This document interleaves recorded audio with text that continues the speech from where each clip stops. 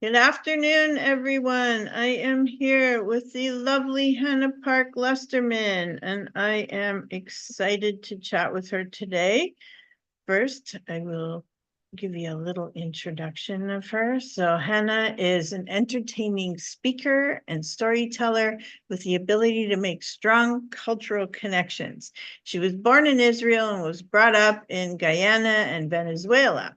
She went on to live an extraordinary, adventurous life on her own terms in these countries: England, Spain, Canada, and the US.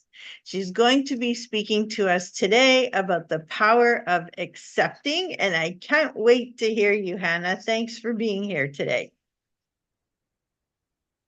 Thank you, Randy. Awesome. Is it my turn? If you want, before we start getting into the questions. I would love to thank some people. I'd love to thank the audience for coming and showing up. And, without you, we wouldn't have a show here. So I want to say, first of all, thank you. Thank you so much from the bottom of my heart. This is a big moment for me. And I also, in particular, I wanted to thank one person, a friend of mine, who has helped many people with mental illnesses, including me. I'd like to thank this Dr. Robert Terminini. Dr. Robert recently found out that he himself has a tumor in his brain. And so he belongs, the book that we're launching, he's one of the authors of the book that's being launched. And on behalf of all of us and all the authors, 31 of us, I'd like to say, Robert, we are praying for you for your full recovery, and we love you. And if anybody in the audience would like to give him some love, his name is Dr. Robert Terminini. He's a neurologist. He's helped so many mentally, ill people. And this is just a very sad moment, but it's also a happy moment because he's a trooper. So I just wanted to say that. He's on LinkedIn, by the way. If you guys want to give him some love, he's on LinkedIn. So, perfect. Well, we all send our best wishes to him. Okay, so let's right. Let's so with that begin. said, Robert also helped me with some of these questions that I'm going to be answering. Very nice. Okay, perfect. Perfect. So, in your opinion, Hannah, how do internal emotions manifest in our external appearance or behavior despite efforts to conceal them? Well, first of all, emotions are mirrors. What's internal will eventually become apparent externally. But I'd also like to add that there are some people out there who are very, very clever and very good at hiding their emotions. So you want to watch out for those people because they can do that very well.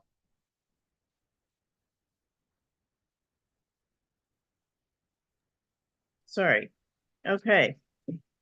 In your experiences, have you found that societal influences or personal beliefs play a more significant role in shaping your views on racial identity and self-perception? Absolutely. Absolutely. I mean, our beliefs are who we are. For me, my beliefs, of course, changed from when I was younger as I gained more experience and I'm older. But my beliefs as a child definitely shaped who I was, and maybe to some extent who I am today. Because even though I've evolved and I've changed and I've come a long way, those influences they remain for a long time with us, our childhood beliefs Yes, they and definitely do. influences. So yes. Okay, thank you. So can you describe your personal realization of being multiracial, multicultural, and its impact on your views about racial identity? Sure. Yeah, I'd like to at this point give a defining moment of um, a time in my life when, not going to give a whole story, but I'll just say that I grew up viewing I grew up seeing around me, what I saw around me is what I absorbed, is what I believed. I saw around me that society brainwashed me in believing that there were only two buckets. There was of races. There was a black race and a white race, and there was no other buckets. I, being multiracial, didn't fit completely into either of those buckets. So, I lost. Can you now? Can you repeat the question, because I want to make sure that I'm answering it totally and not skipping out on Absolutely. some. Can you describe your personal realization of being multiracial, multicultural, and its impact on your views about racial identity? Okay, so I didn't know the value of my races growing up, but once I found out that my races, there was a lot of value being multiracial. That shaped the rest until today. From the moment I realized that until today, it's been a tremendous influence. Multiracial, multicultural. I see myself as very fortunate to be multiracial and multicultural today. Of course, it wasn't always like this. Okay, perfect. Perfect. Can you share a specific moment that significantly changed your understanding of racial identity, especially regarding genetics and heritage? Genetics.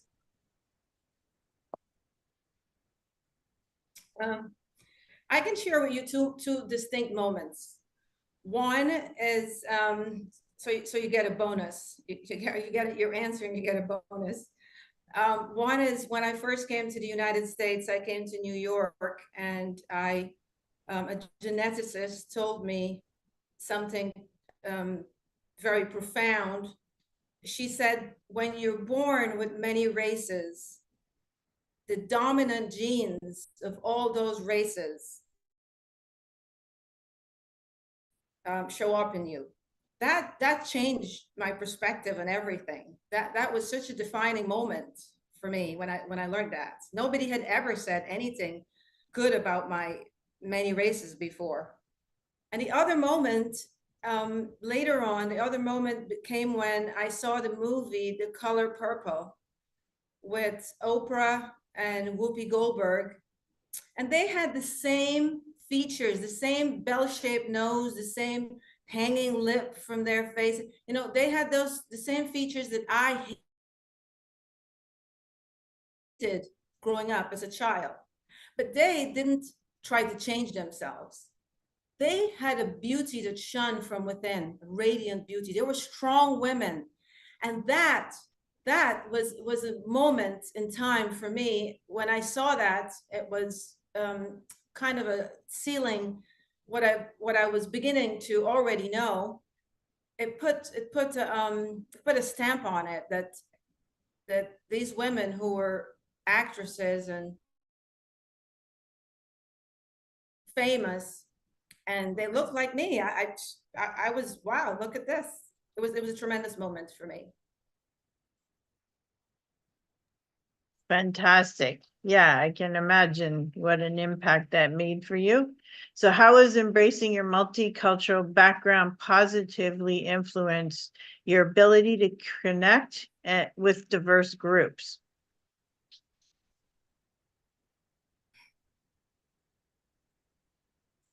I mean, I hesitate answering that question because that's such a near and dear topic to me. Everything. Um, the way I connect today to people, the way I connect emotionally to people, my capacity for being able to culturally connect to any cultural, I can truly say that I can connect to any cultural. And I trace that back to my cultural upbringing and experiences, and being multiracial too. Okay, Big impact. thank you. How did the realization that you are a combination of your beliefs, values, and experiences impact your journey towards self-acceptance? that's that's a loaded that's a big question, because my journey to acceptance was a very circuitous one. It wasn't a straightforward journey. My journey had ups and downs and crevices, and you know, it had winding roads, and it was a long journey, because I came from hating myself. I hated myself as a child, all the way to the other spectrum, where today I love myself unconditionally. And by loving myself, by learning to love myself unconditionally, I can now love others unconditionally. See, I don't think you can do that unless you first, have that with yourself, that relationship with yourself. It's very difficult to have that relationship with someone else if you're not experiencing it in your own backyard. So tremendous journey, that self-acceptance journey. But I'll tell you, it's everything. Everything. If you really want to go the next level in your life and you want to step up, you better learn to accept, because resistance and pain and struggle, sorry, all come from resistance. And as soon as you accept, as soon as you make that decision to accept, your life changes. Absolutely.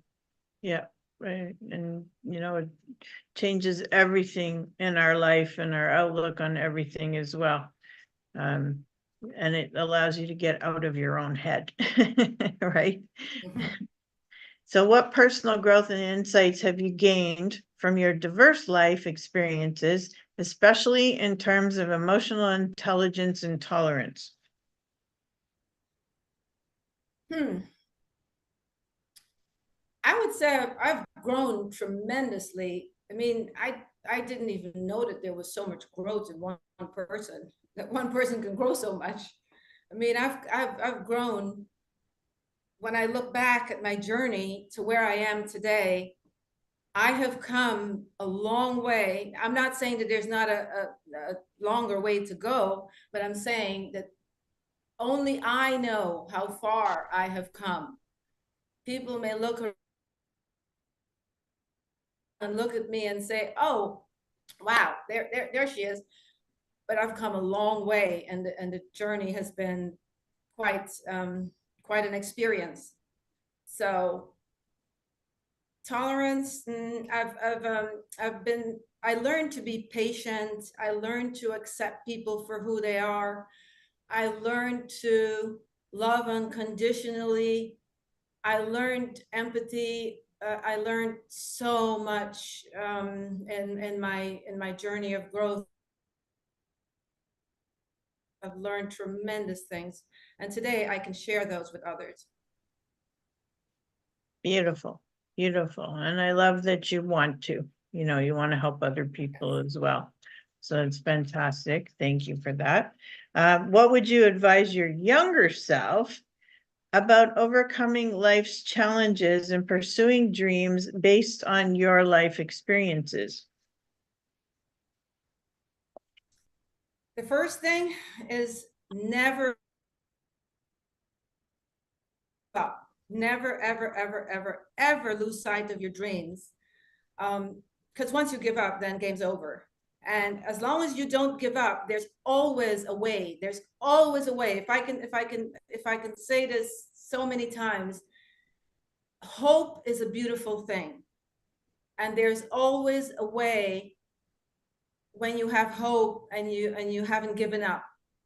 So the bigger picture here, I would tell my younger self, just keep going, don't give up, and keep your eyes on your goal.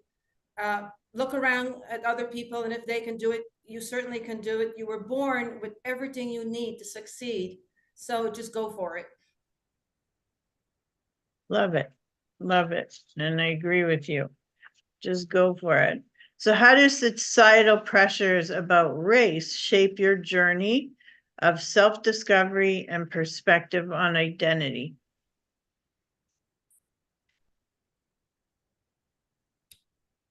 Well, growing up, it was all around me. Growing up, I learned, you know, like I said, I was brainwashed by society into thinking that there was only very limited view. The view was very limited. It the pressure came as I grew older in my teenage years, and I felt that I felt that I was not good enough just the way I am. I felt that I was flawed. There was things wrong with me, and one of the things that was wrong with me was my race. I looked more black than white, although I had several races, and I wanted to be white. I wanted to look white and pretty, and yeah, it was a lot of pressure. I hear you. I hear you. It's that self-acceptance, of not never thinking you're good enough, or that nobody's going to like you. If you don't like you, then how could someone else like you? So I totally get that. I can relate to that quite a bit. So how did you think our perception of personal flaws affects our self-image and overall life experience? Tremendously, tremendously. It has such an impact. The thing is that the flaws are not even real. I mean, we were born perfect. We were born beautiful. We were born, I mean, I know now. Says Hannah, who thinks she was so ugly when she was a child. Yeah, we were born perfect, but we create these flaws in our imagination. And once we create these flaws in our imagination, they become real. And once they become real, they dominate our lives. And it takes over. It has an impact on every area of your life, because what you believe you are, if you believe you're flawed, then you go to a supermarket, you're not going to, I don't know if this is a good analogy, but you're not going to buy a smelly fish or something that's tainted. So yeah, it's a big it's a big obstacle to overcome for a lot of us. I say us because me, I've been there, done that. Yeah, I hear you. I hear you. So how can people reach out to you if they want to reach out to you? The best way to reach out to me is social media, Facebook, Messenger. I'm on LinkedIn, and I'm basically on so the social medias. I just wrote a book together with 30 other authors. It's a co-authored book. It's called Gifts of Pain. I mentioned Dr. Robert Terminini, the neurologist, before. He's one of the authors in that book. And people can reach us. Instagram is where we're launching we'll be launching Amazon, but Instagram is the platform that they can come and see us and see the book and get more information on the book. Okay, So perfect. yeah, I'm on social. I'm Facebook. That's my platform, and YouTube as well. Okay, perfect, perfect. So thank you. Do you have any final messages to people that you'd like to share? Oh wow, my co-authors from The Gifts of Pain. We're going to a book launch in 2 days in Dallas, and I am beyond excited. I would love to write the Robert's name in the chat so that people can give him some love, because this is somebody who has changed tremendous lives. And here he is. He's only 43 years old. He's young and has a tumor. For somebody who's a neurologist, that's a huge, for me it's a big thing, because you know I'm close to him. Mhm. So I'm hoping that all will be well. I'm giving him a lot of love, and all the people who tuned in, all the people that took the time to respond and come and join us here. I want to tell you how much I love you guys, that this is a big moment for me, because as a child I always wanted to be doing something, giving back, and here I am. I feel that I'm giving back. Finally I can give back. It's so much has been given to me. And my message to you is live your dreams, live your dreams. Don't give up. The same message I have for live your dreams. Look at Robert, 43 years old. Who would believe a neurologist can get something like this happen? You know, take it as an example that life is not a given. All kinds of things can happen at any time, at any age. Mhm. So that's my message.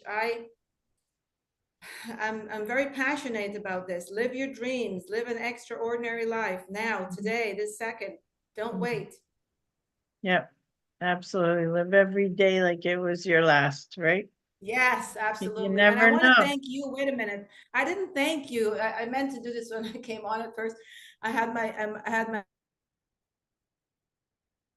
thank you speech. I want to thank you for getting this opportunity. I mean, you came to see me at the pitch and chose me to have this interview. And I don't believe in things happening coincidentally. I believe that the universe has a plan for everything. And so I want to thank you for this opportunity. Really, from the bottom of my heart, this means so much to me, because I believe that this is the beginning of something more. Well, it was a pleasure to have you. It's, my honor to have you. So thank you for sharing with us your insight Thank you. and taking the time to do this. So we appreciate you. We're grateful and thank you.